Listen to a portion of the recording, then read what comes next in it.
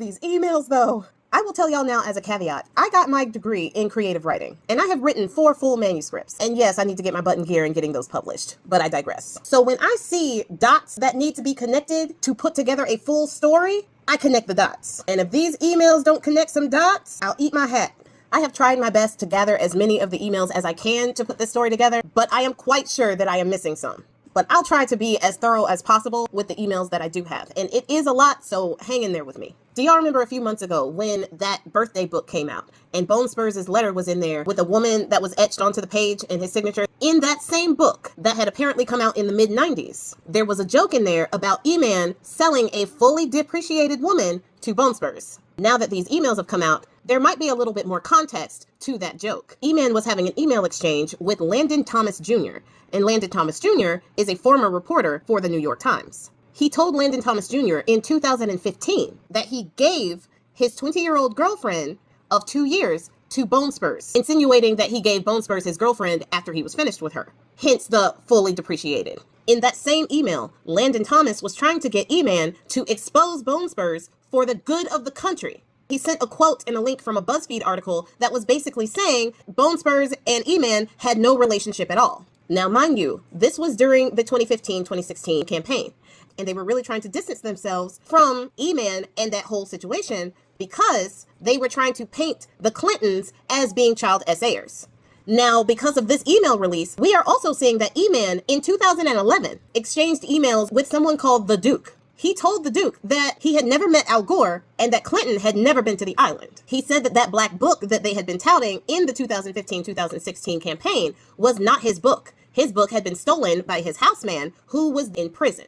Even E-Man himself tells someone that Bill Clinton never went to the island. Now in 2015, in December, E-Man also spoke to Landon Thomas about a BuzzFeed article and his flight logs and the Hawaiian Tropic contest he had. He told Landon to ask his houseman, I'm assuming he got another one, about how Bone Spurs walked into a door, leaving his nose print because he was too busy looking at the young women swimming in the pool. This says a few things. Bone Spurs definitely may have been on that plane, and Bone Spurs may have definitely been on that island. Now, one other thing that I found to be very interesting about these emails is it kind of paints a little bit of a story about how the depreciation of their friendship actually came about. In September of 2016, Linda Stone, who is a former VP of Microsoft, asked E-Man in an email if he was going to get a cabinet position. E-Man responded that it was too soon to tell and that they would know more on the 15th of October. Now, the Access Hollywood tape thing happened on the 7th of October, and by the 15th of October, there were a ton of allegations coming out against Bone Spurs, saying that he did the same thing to them that he was talking about in that tape. My question is,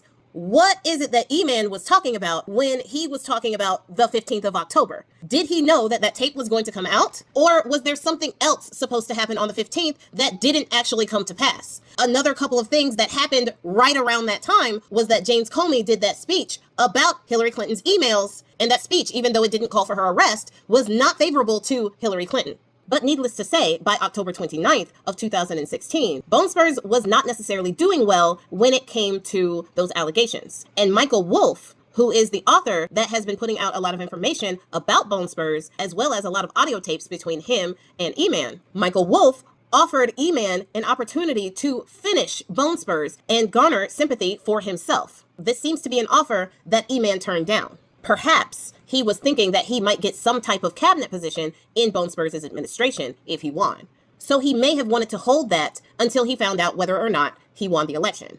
In November of 2016, Linda Stone, in that same email chain that she had asked about the cabinet position, she asked E-Man where he was, just before those cabinet positions were going to be picked out. He told her he was at Bone Spurs' tower. And even though he didn't get one, they still didn't necessarily stop hanging out. That next year, in November of 2017, Faith Cates, who was a Wilhelmina model and who branched off to start her own modeling agency, asked E-Man what he was doing for Thanksgiving. Now, his reply was Eva.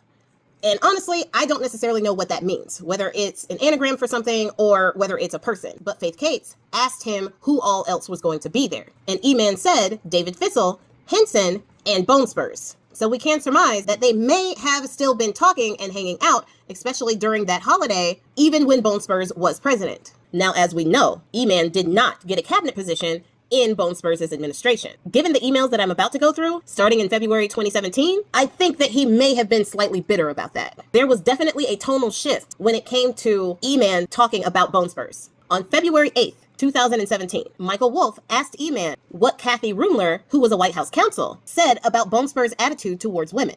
Now, E-Man said, "Recall, I told you, I have met very bad people, none as bad as Bone Spurs. Not one decent cell in his body. So yes, dangerous." Now this I take as E-Man saying what Kathy Rumler actually said about Bone Spurs and his attitude towards women. And that is backed up by an email that E-Man had with Kathy Rumler, where she says, "Bone Spurs is so gross." And then E-Man replies to that, "Worse in real life and up close." Many of the emails sent before this point were not necessarily this hostile. So that's why I think that he was a little bitter by not getting a cabinet position. But even with that, these emails from here get a little bit more sinister. Even though they were still hanging out, it kind of looks as if E-Man was starting to turn on Bone Spurs, and not just in a small way. In May of 2017, Larry Summers, who in this email went by LHS, he was talking to E-Man about representation for Bone Spurs and whether or not he was guilty. I'm not sure at all which crime this was for. And E-Man basically said that they don't understand how dumb Bone Spurs is, and that he would blame everything around him for bad results. Sound familiar? But again, it seems as if they didn't really stop hanging out. Even one of the emails between E-Man and one of the survivors surfaced with these emails.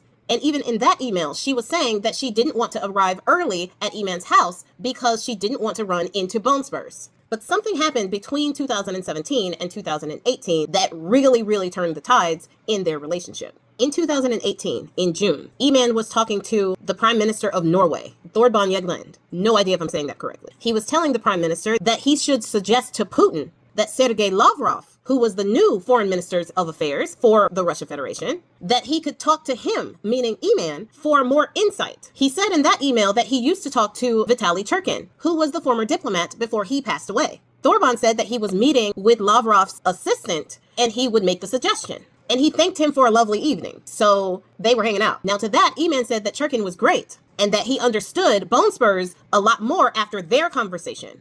And E-Man says it's not complex. He must be seen to get something. It's that simple. So he's basically telling him in that email that the only thing that you have to do in order to get Bone Spurs to do exactly what you want is to make him feel seen. But the bigger takeaway from this is that E-Man was talking to the Russians to tell them information about Bone Spurs that would get Bone Spurs to do what they wanted. And it also tells us he had been talking to the Russians before as well with dirt on Bone Spurs. And the thing about that is we don't know exactly when these conversations between E-Man and the Russians got started. So it is very possible that things were exchanged during 2015 and 2016. Now, in 2019, things get interesting, and E-Man and Bone Spurs actually do lose contact. However, E-Man was getting regular reports about Bone Spurs' whereabouts and what he was doing, as well as how he was feeling. With an email from Larry Visocki in March of 2019, telling E-Man where Bone Spurs' plane was supposed to land and park, as well as the next time it was supposed to be wheels up. We even had an email from Jonathan Farkas in April of 2019, talking about how he talked to Bone Spurs and Melonia and how Bone Spurs was doing. He was tired, but upbeat. So what we discern from those messages, E-Man was having Bone Spurs tailed, and reports coming back to him about things that Bone Spurs was doing, where he was, how he was feeling, and all of that. He had eyes everywhere. And there was even a message in June of 2019, not too long before his own demise, where he was saying that that day would be a meeting between Prince Andrew, just Andrew now, and Bone Spurs. And he said that it was too funny, with another message saying, recall, Prince Andrew's accuser came from Mar-a-Lago. Some people are saying that this means E-Man, Bone Spurs, and Prince Andrew met that day. I think personally that it was just Bone Spurs and Prince Andrew, but E-Man knew about it because somebody told him about it. One of his many eyes everywhere. Given all of those emails and the timeline, that the relationship soured a lot as the presidency of Bone Spurs' first term started to develop. And it's interesting to think that after leaking a lot of information, giving people like Landon Thomas pictures of Bone Spurs with women in bikinis in his kitchen, which is another email exchange, and then feeding foreign entities harmful information about Bone Spurs in an effort to essentially control him, and then having Bone Spurs watched and reports coming back to him, it is really difficult to see that he wanted it all to end in that cell. When we put all of those dots together and a lot of the influence and power that E-Man did have, I'm thinking there might be a little bit more of a reason why there is a missing 3 minutes of that cell footage.